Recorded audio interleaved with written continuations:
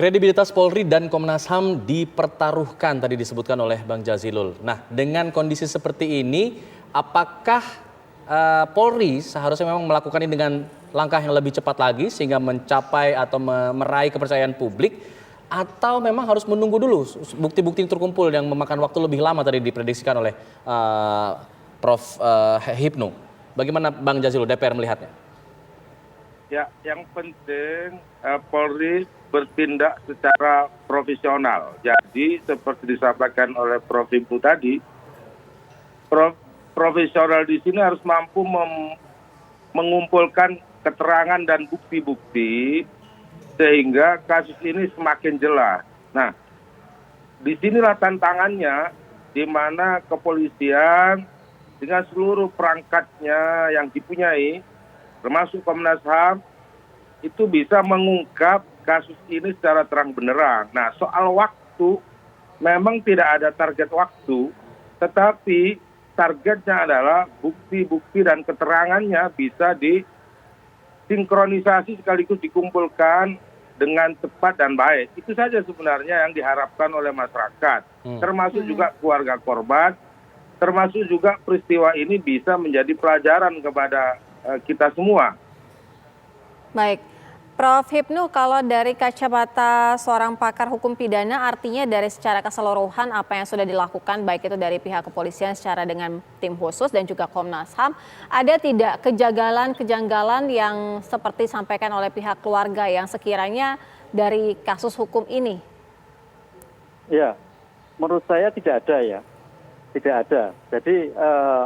Jadi makanya saya katakan kan, dalam perdebatan suatu hukum itu ada dua dimensi, Mbak.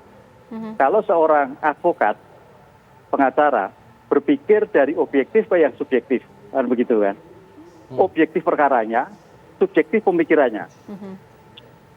Sedangkan sebaliknya, seorang polisi, penegak hukum, berpikir dari subjektif, mewakili negara, kemudian subjektif apabila memang, subjektif mewakili negara, tapi objektif terhadap hukumnya.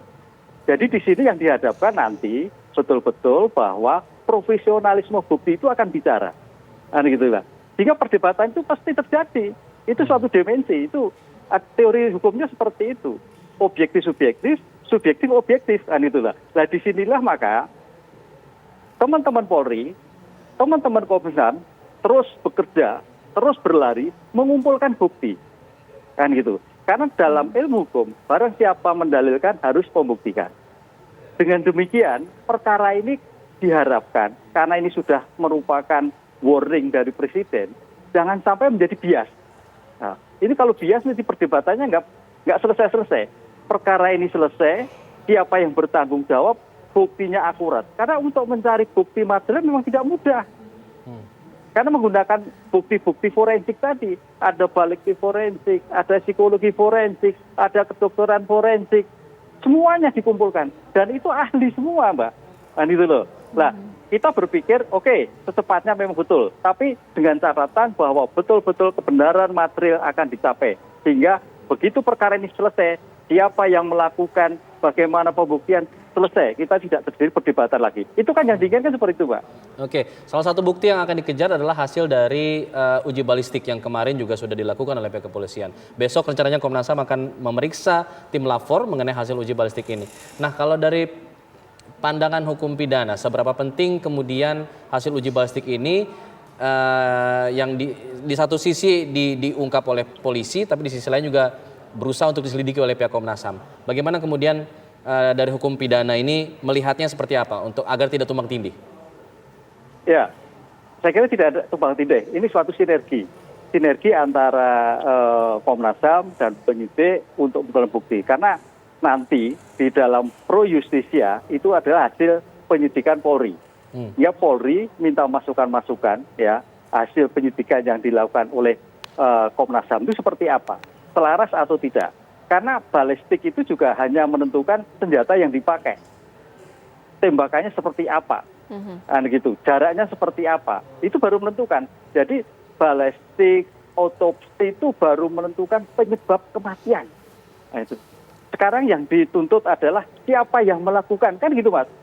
Ini ya ramainya kan nanti di situ itu, kan itu loh. Iya. Penyebab Iya. kematian sudah ketemu, kan itu loh. Oke. Baik, kita ke Bang Jazilul. Bang Jazilul, tadi di awal Prof. Hipnu bilang ini prosesnya akan sangat panjang karena juga menyangkut dari petinggi kepolisian. Artinya dari pihak Komnas HAM sendiri ini merasa tertekan tidak dengan proses penyelidikan saat ini? Nah, Komnas HAM ini independen dan imparsial. Sesungguhnya dia tidak bisa ditekan oleh lembaga tertentu, termasuk kita, termasuk DPR, termasuk kepolisian. Biarlah Komnas HAM bekerja secara profesional dan imparsial. Nah, namun seperti disampaikan oleh Prof. Hipnu tadi, kita juga perlu bersabar karena kasus ini juga membutuhkan waktu. Sebab kejadiannya selain mengumpulkan saksi-saksi yang sampai hari ini belum bisa secara keseluruhan dikumpulkan, termasuk keterangan, termasuk uji balistik, termasuk autopsi dan lain-lain. Ini semuanya sesungguhnya mengindikasikan memang kasus ini sulit untuk bisa cepat selesai. Baik. Karena memang membutuhkan waktu dari berbagai aspek keterangan dan pembuktian yang harus dikumpulkan baik oleh Komnas HAM maupun kepolisian. Baik, Bang Oke. Jazilul. Jadi peliknya ada di situ. Baik, Bang Jazilul, nanti bisa dilanjutkan selepas kumandang azan maghrib untuk wilayah DKI Jakarta dan sekitarnya yang akan kita dengarkan berikut ini. Selamat menjalankan ibadah sholat maghrib bagi Anda di wilayah DKI Jakarta dan sekitarnya. Kita lanjutkan dialog Bang Jazilul. Sejauh ini kan hasil dari otopsi yang pertama tidak secara terang benderang disampaikan, namun hasil otopsi yang kedua walaupun masih akan disampaikan secara spesifik nantinya. Tapi dari pihak keluarga yang juga ada dokter yang mengikuti mengatakan banyak sekali otopsi yang pada saat itu dilakukan ada bentuk penganiayaan dan lain sebagainya. Artinya perbedaan seperti ini apakah janggal dan harus digali?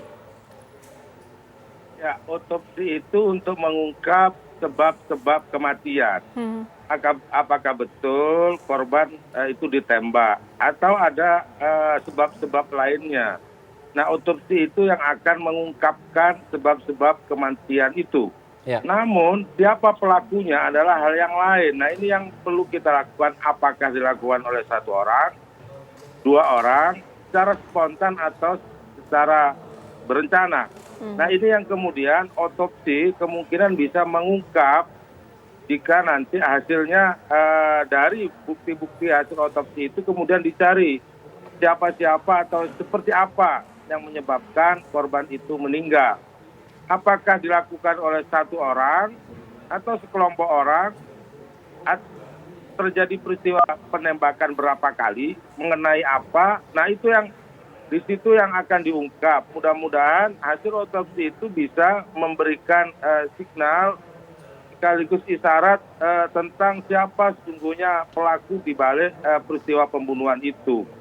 Nah, dari situ, dari hasil otopsi itulah kemudian dirangkai dengan keterangan-keterangan lain dan bukti-bukti lain yang akan memperjelas siapa yang melakukan atau tersangka di dalam kasus ini. Jadi sesungguhnya otopsi dan lain ini untuk menjelaskan atau mencari siapa tersangkanya. Dan sampai hari ini belum ditetapkan siapa yang menjadi tersangka. Nah, dari situ akan terungkap lebih terang kasus ini jika nanti hasil otopsi sudah mengarah penyebab kematiannya dan kira-kira dilakukan oleh atau dengan cara apakah tembakan atau benda-benda yang lain. Baik, apakah kemudian perbedaan jika kemudian memang benar ada perbedaan hasil otopsi antara yang pertama dan yang kedua, apakah pihak-pihak yang melakukan otopsi pertama ini bisa dikenakan pidana karena ada perbedaan tersebut? Nanti Prof. Hipnu bisa menjawabnya selepas jeda. Kami akan kembali sesaat lagi.